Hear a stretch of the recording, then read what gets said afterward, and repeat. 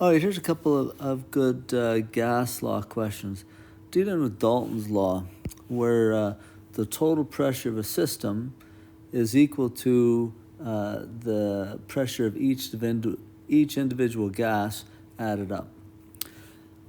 Okay, so here they say that I have 2 moles of hydrogen. So hydrogen is 2 moles. And ammonia, there's 3 moles.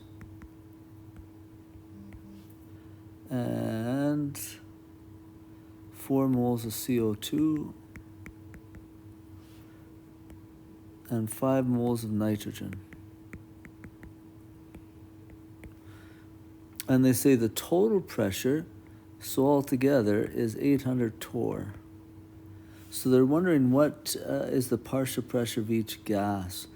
Well, you can do that. Like if you had, say, 4 moles of hydrogen and 4 moles of nitrogen, and say they both together they exert, say, 100 torr of pressure, then each one of those would contribute the same amount because they both have 4 moles. So hydrogen would have to have 50 and nitrogen would have 50. So their ratio in this case is half of the amount of gas, so it provides half the amount of pressure. That's why they're each 50. So we can do the same thing here. So we need to figure out what ratio each of these gases is contributing to the overall amount of gas. So if I add them up, 2 and 3 is 5 plus 5, so it's 14 moles of gas altogether.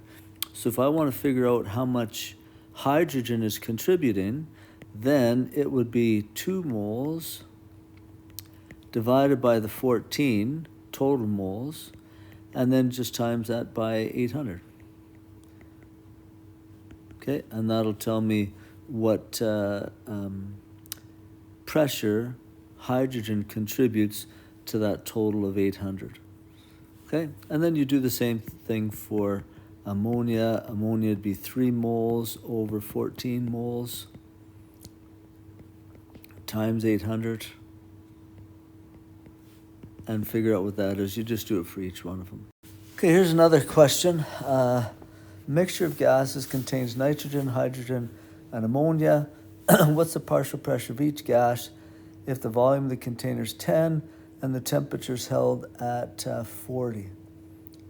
Okay, so this is a nice Dalton's law. This time they don't tell me moles, they tell me grams of each one of those.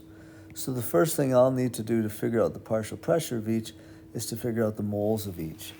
So let's do the pressure due to nitrogen.